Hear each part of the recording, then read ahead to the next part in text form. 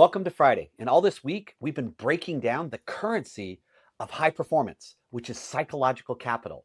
Today, we close with the optimism. And I'm not talking about saccharine, sugary unicorns. I'm talking about the ultimate fuel and power that you need to continue to level up, not just once, but throughout your entire career. Because here's the truth, no one is coming to save you. There is no magic bullet. There is no amazing market. There's no magical hire that you're going to do. And there's no OEM program that's going to come in and suddenly transform your dealership. You're the hero of your own story. And optimism, that's how you write that story. Not as a tragedy of setbacks, but as a battle plan for rising stronger.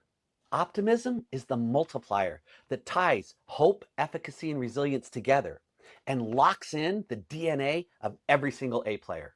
This is how you become the hero of your dealership, your team, and of your life. I'm Chris Hunsicker, and this is the Dealership War Room. Leadership fire, 7 minutes, built daily, fueled intentionally, and delivered relentlessly. And today, we're going to dive in how to use optimism to write your story so that you win not once, but consistently over time. Optimism isn't about ignoring reality. It's about choosing your explanatory style. Pessimism sees everything as, every setback, every failure, every challenge as permanent, pervasive, and personal. Permanent, it's never going away. Pervasive, it's in every area of your life. Personal, they're doing it just to get you. Whereas optimism, it's the opposite. It sees things as setbacks and failures are temporary. I didn't fail at everything. I failed at this. And finally, it's external. It's not something wrong with me. It's what's going on out there. I still have control of me and I can affect that. So now let's run optimism through the DNA of an A player. Let's look at all three of those: clarity, competence, commitment, and character. Look at clarity. Optimism actually fuels it because optimistic people keep sight on the target and they stay locked in the target because they actually believe it's achievable. Look at competency. Optimism sustains growth because you're not going to keep trying to improve your skills to work harder unless you know or believe that it's going to pay off. Now let's look at commitment. Optimism keeps people in the fight because without it, commitment fades the first time results start to dip. You start to doubt yourself and it just becomes a downward cycle from there. Finally, character. Optimism creates legacy because optimistic leaders are able to take adversity and they create a culture where adversity builds the origin story and not the death sentence. And that's what makes them such great leaders. It's not the vision, it's the ability to take the vision, smack it up against reality, and then create an origin story of overcoming. In the end, optimism is that strand of psychological capital that builds character in the DNA of an A player, and it's indispensable to your culture. So let's look at some very specific steps you can take to start building and reinforcing optimism in your team, starting today. The first is you need to learn how to reframe wins and losses. One of the most underrated skills that leaders have is teaching their people how to tell a story. Leaders that build optimism in their teams master the art of getting their people to tell a better story. So a lost sale doesn't mean you're no good, it means you're still in the game. And the win isn't luck, it's evidence, it's proof that the process works. The outcome is determined by the story. And elite leaders set the tone for how the stories are told in their dealership. The second key to building and sustaining optimism in your dealership is your explanatory style, or what meaning do you and your team create when things go wrong?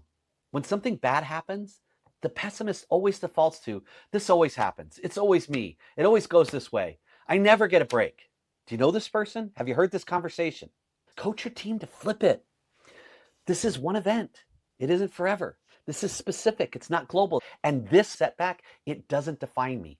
Make this a habit. Every time there's a failure, I want you to ask yourself this question: how else could I explain this? Or how could I explain this knowing what I know about optimism? You want to stay out of the permanent, pervasive, and personal story or mindset. And after the failure, say, okay, how else could I explain this as learning, as opportunity, as reps, as success? The third tool is fuel your team with positive psychology. Not fluff, not hype, not like rah-rah and all that other stuff, but actual real science that drives the kind of behavior and performance that you're looking for. Research shows that optimism drives higher engagement, better health, and stronger performance. Optimistic people simply keep trying longer. And when you try longer, you get better results.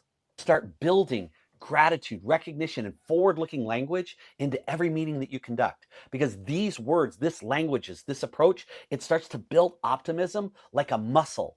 And you want to develop this psychological capital, just like you want to get as much gross profit out of every deal you can possibly get. Number 4, model optimistic leadership. In order for things to get better, you need to get better. And where do you get better? Your optimism. Want a more optimistic team? Then you need to become more optimistic. Your team will copy your story. And if you spiral every time your OEM has a phone call or a new program or something comes up, they will too, because you taught them how to do it. But if you say, this is tough, but here's how we're going to win with it, then you're going to start creating contagion, because optimism is contagious, but so is pessimism. And every day, you got to make a decision. What kind of virus am I going to spread in my store today?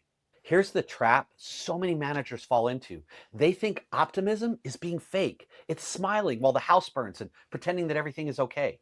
That is not optimism. That is toxic positivity. And your team can see through that in a heartbeat. When leaders start faking optimism, they lose trust. If he's lying about this, what else is he hiding? Cynicism starts to spread way faster than hope ever could. Real optimism doesn't deny reality. It simply reframes it. Yes, this sucks. Yes, we lost. Yes, we took a hit. But it's not permanent, and it's not everywhere, and it's not who we are. What it says is, here's how we're going to move forward. Here's plan A, B, C, and D. Here's the pathways. Here's the choices. Here's the opportunities. And it gets people focused on what they can do and not on what they can't do. The blind spot is believing that optimism is somehow plastering over problems or hiding them. It's not. It's about facing the truth, direct and head on, and then choosing a story that moves people to action. That's your job as a leader. It's not to be a cheerleader. It's to be leading your team and building stories that cause them to take action that takes them through the dark forest onto the other side. So your insight to action invitation for today is to start noticing yourself. Start with your behavior and look at when something goes wrong. You miss a deal, you miss a metric, you miss a mark, something doesn't work. Stop and ask yourself, what story am I telling right now? Then I'm just going to ask you to model that for your team. And this is important. When it comes to leadership, the story you tell is the story that your team has to live. This week, I've walked you through the hero model.